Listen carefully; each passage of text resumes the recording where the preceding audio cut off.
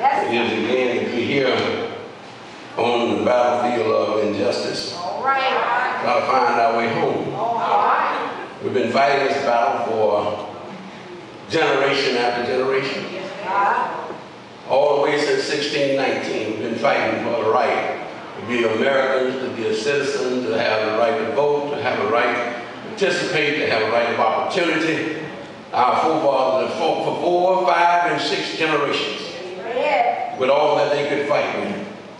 And we come down here in 2011, and we find that Quitman County, Quitman City in Brooks County is the epicenter of the new fight. All right. Now, I know you all might not be students of history, but I spent 30 years studying history. All right. And the Emancipation Proclamation of 1863, January 1st, 1863, was not really an emancipation. That's right. Right. Our real emancipation came in 1965. That's right. We didn't have many progressive whites, we didn't have many progressive Democrats, we didn't have many progressive Republicans before 1965. That's right. How did we get them in 65? Because of the Voting Rights Act. That's our Emancipation Proclamation. Before I go any further, let me back up here and pray. You know I'm a reverend too, so I got to get that in. By the tell me, Father, in the name of Jesus, we come now, oh God, just to put ourselves in your hands and give us wisdom and understanding as to what we ought to say to speak to the hearts of the people. Yes. Then, Father, we ask you to give strength to the Quitman County, Quitman City and Brooks County. Yes. We ask you to touch them, oh God, in such a way that they will have clarity as they move forward, oh God, to do your perfect will. We glorify you. We give you all the honor. We just ask you to strengthen and build them up on every leaning and fall inside me. We know, oh God, that you sit high and look low, and you looked on the Quitman team, you looked on these families, looked on this county in such a way, oh God, that you picked them for such a time as this. We ask you now, God, just to bless. Step in and stir it up in the only way that only you can do. In the name of Jesus Christ we pray, amen and amen. Amen. I am the president of the Southern Christian Leadership Conference for the state of Georgia, and none of y'all have ever heard of me. There's a reason for that.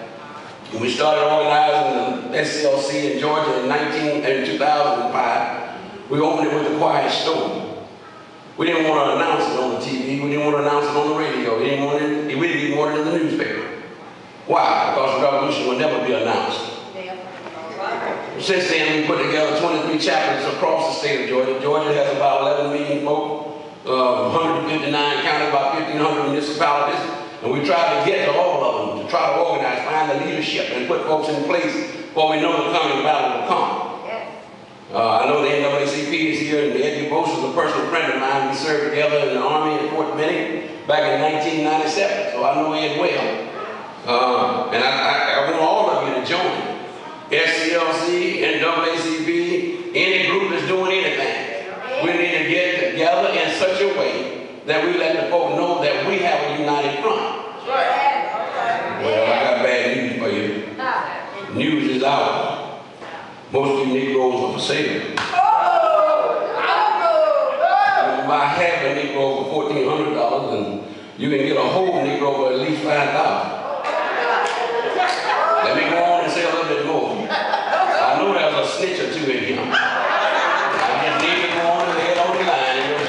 Before this meeting is over, somebody gonna run, take the recording, take the picture, and turn it over to the other folk and say they were down there, you know, rabble rousing and advocating violence and all that. First of all, let me say I represent the Southern Christian Leadership Conference. We're non-violent.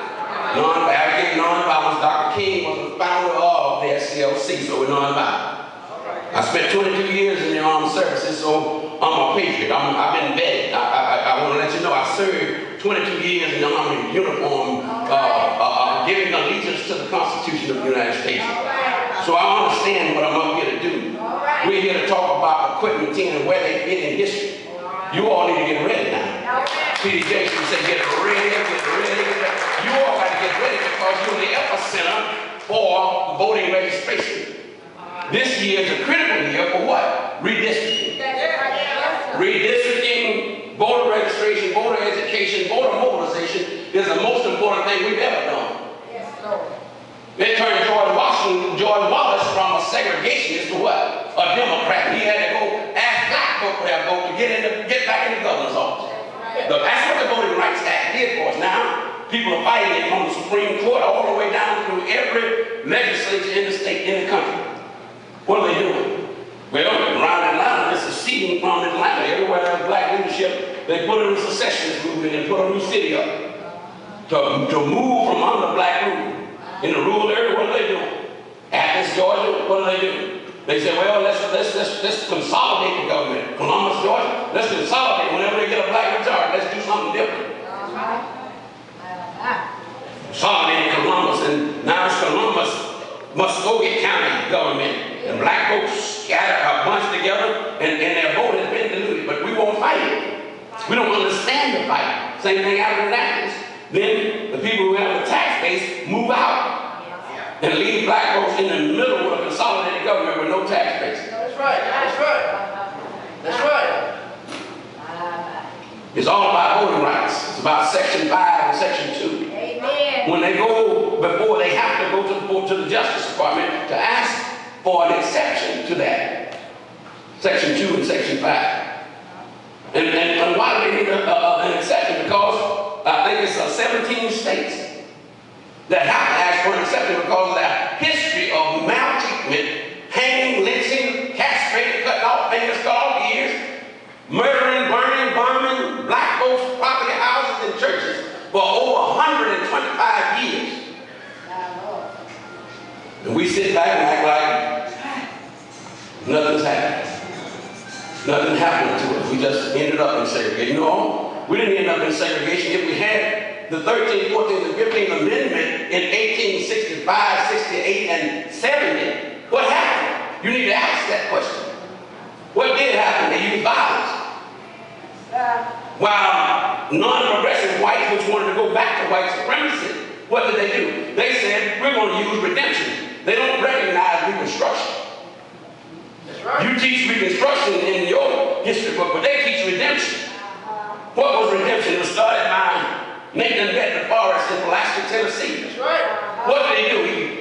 He said, well, we can't let them have farms, and we can't let them grow vegetables or grow products in cotton. We can't let them do that. Can't let them have 40 acres on mule. We have got to keep them away from the boat.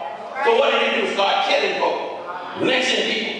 Stop over buying guns and buying ammunition to fight for themselves. That was the law. Then they kept on pushing forward, making sure that even if you had the right to vote, you're too scared to go. Right. Oh, that reminds me of another thing Charles Steele said. I'm scared Negro will get you killed. Y'all got some scared Negroes here. Y'all go and raise your hand and go ahead and put your finger up and knees on out the back door. Oh, back out the back door. No, that doesn't mean that you can't participate now. We want you to put the money in the basket when the Quitman 10 come around. They ask for support, but just because you're scared don't mean you can't put a few dollars in. You can put some dollars